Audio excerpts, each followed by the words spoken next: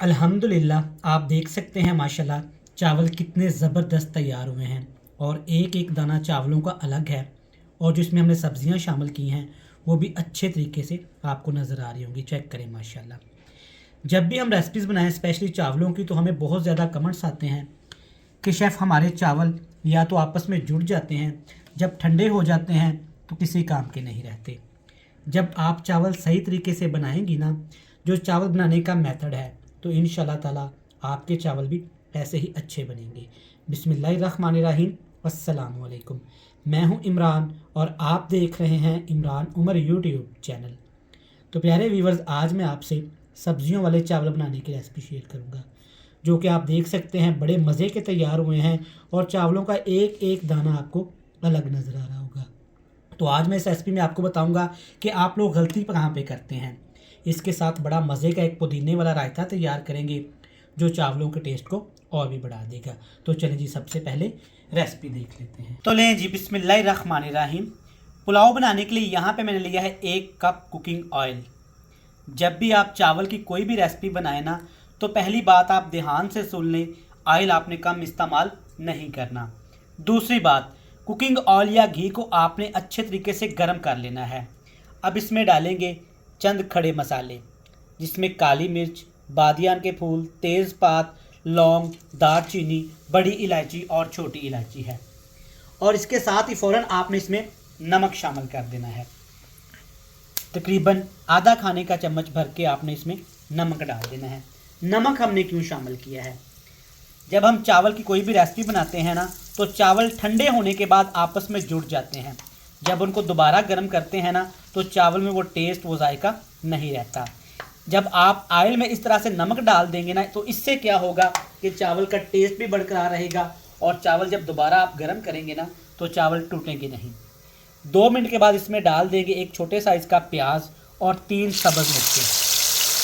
सब्ज़ मिर्च को आपने काट के शामिल नहीं करना, बस सेंटर से आपने कट लगा देना है और 2 हिस्से भी आपने इसके नहीं करने। प्याज के साथ इसमें डाल देंगे कुटा हुआ अदरक और लहसुन।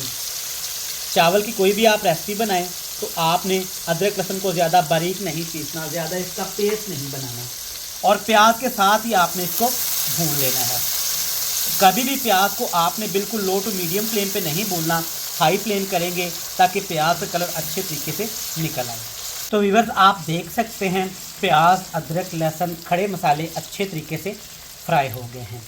चलें जी, जब इस तरीके से तमाम चीज़ें फ्राई हो जाए ना, तब आपने इसमें मिर्च मसाले नहीं शामिल करने। अगर आप सब्जियों वाले चावल बना रहे हैं तो आपने सब्जियां शामिल कर देनी है। अगर चिकन पुलाव बना रहे हैं तो आपने चिकन शामिल कर देना है, लेकिन मसाले डालने से पहले। और इसके साथ इसमें डाल देंगे टमाटर और कटी हुई सब्ज़ मिर्च। ये दोनों चीज़ें आपने इसमें डाल के तकरीबन 1 मिनट के लिए हाई फ्लेम कर देना है और इनको भून लेना है, ताकि सब्जियों के अंदर जो पानी होता है ना, वो अच्छे तरीके से खुश्क हो जाए। जब आप सब्जियों को 3 मिनट के लिए हाई फ्लेम करके फ्राई करेंगे ना, तो इस तरीके से सारा पानी ऊपर आ जाएगा। अब इसमें आपने मसाले शामिल करने हैं, जो भी मसाले आप इस्तेमाल करना चाहते हैं। अगर लाल मिर्च इस्तेमाल करेंगे तो आपने कुटी हुई लाल मिर्च का इस्तेमाल करना है, लाल मिर्च का पाउडर इस्तेमाल नहीं करेंगे। और यहाँ पे आप एक चीज़ लाजमी शामिल कर सकते हैं, धनिया पाउडर। इससे क्या होगा कि सब्जियों का कलर भी अच्छा रहेगा और टेस्ट भी मज़ेदार हो जाएगा। और अब यहाँ पे आपके साथ दूसरा टिप्स मैं शेयर करूँगा। जब आपने मसाले शामिल कर दिए ना, तो इस तरह की बोतल में आता है सफ़ेद सिरका। ये 1 टीस्पून भर के आपने इसमें शामिल कर देना है। इससे क्या होगा कि जब हम इसमें चावल शामिल करेंगे ना, तो वो टूटेंगे भी नहीं और चावलों का कलर भी सफ़ेद रहेगा। और तीसरी बात आप नोट कर लें कि जब आप आलू वाली कोई भी चीज़ बनाएं, पुलाव बनाएं या बिरयानी बनाएं, तो आलू आपने थोड़े से बड़े साइज़ के काटने हैं। चलिए जी, अब आपने हाई फ्लेम करके इन सब्जियों को मसालों के साथ 5 मिनट के लिए मज़ीद कुक कर लेना है। सब्जियां, मसाले आप देख सकते हैं अच्छे तरीके से यहाँ पे कुक हो चुकी हैं। एक चीज़ आपने नोट की कि सब्जियां भूनने के लिए मैंने पानी का इस्तेमाल नहीं किया और ना ही पानी का इस्तेमाल आपने करना है, क्योंकि हम पुलाव बना रहे हैं तो पानी डालेंगे तो उसमें भी सब्जियां कुक होंगी और जब हम सब्जियों को दम लगाएंगे, पुलाव को दम लगाएंगे, तब भी इसमें कुक होंगी। अगर ज़्यादा पानी डाल देते तो सब्जियां इसमें घुल मिल जानी थी। चले जी, अब इसमें डालेंगे पानी। 2 गिलास मेरे पास चावल हैं और इसमें 3 गिलास में पानी इस्तेमाल करूँगा। आप घर में जो भी चावल बनाते हैं जिस ब्रांड के भी हैं तो आपने उसी हिसाब से पानी सेट कर लेना है। चलिए जी, अब इसमें 2 चीज़ें आपने और डाल देनी है। कौन सी वो 2 चीज़ें हैं? पहली चीज़ डालेंगे नमक। नमक आपने एहतियात से डालना है क्योंकि हमने ऑयल में नमक भी शामिल किया था। और दूसरी चीज़ इसमें डालेंगे साबुत सफ़ेद ज़ीरा। ज़ीरा जब आप पानी डाल दें तभी आपने डालना है। अगर पहले तड़के में ज़ीरा आप डालेंगे ना तो ये जल जाएगा और इसका टेस्ट भी ख़राब हो जाएगा। चलिए जी, अब हमने क्या करना है, ऊपर कवर लगा के अच्छे तरीके से पानी को उबाल लेना है। चलिए जी, चेक कर लेते हैं। आप देख सकते हैं पानी अच्छे तरीके से उबल गया है। यहाँ पे आपने पानी को गर्म नहीं करना, अच्छे तरीके से इस तरह पानी को आपने 2 से 3 उबाले देने हैं। अब इसमें डालेंगे चावल।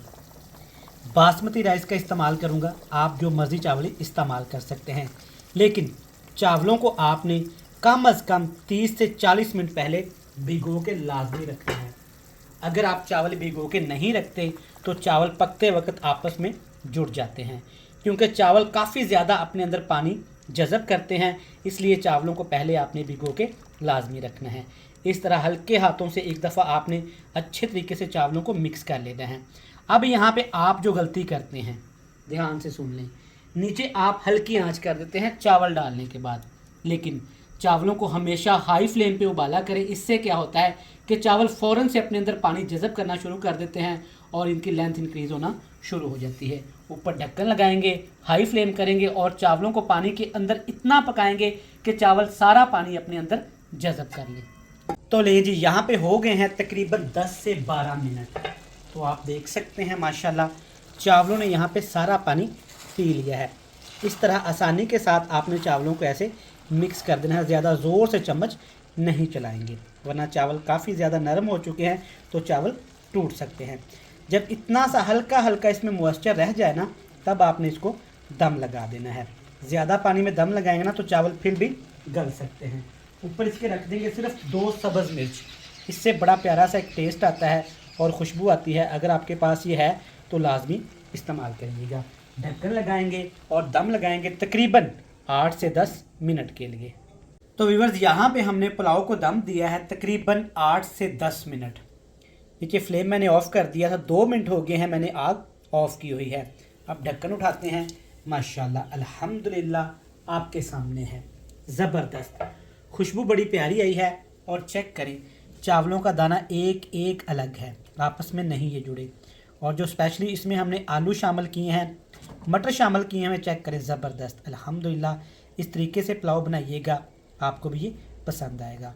हम घर में बहुत सारा ख़र्चा करते हैं, मेहनत करते हैं, लेकिन कुछ ऐसी गलतियां कर देते हैं जिसकी वजह से हमारी रेसिपीज़ स्पेशली हमारे चावल अच्छे नहीं बनते।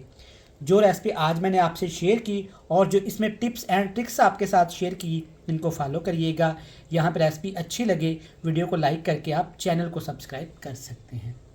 रेसिपी हुई कंप्लीट, कल फिर मिलेंगे नई और एक मज़ेदार रेसिपी के साथ। तब तक इमरान उमर को दीजिएगा इजाज़त। ढेर सारा प्यार, दुआओं में रखिएगा याद। अल्लाह हाफिज़।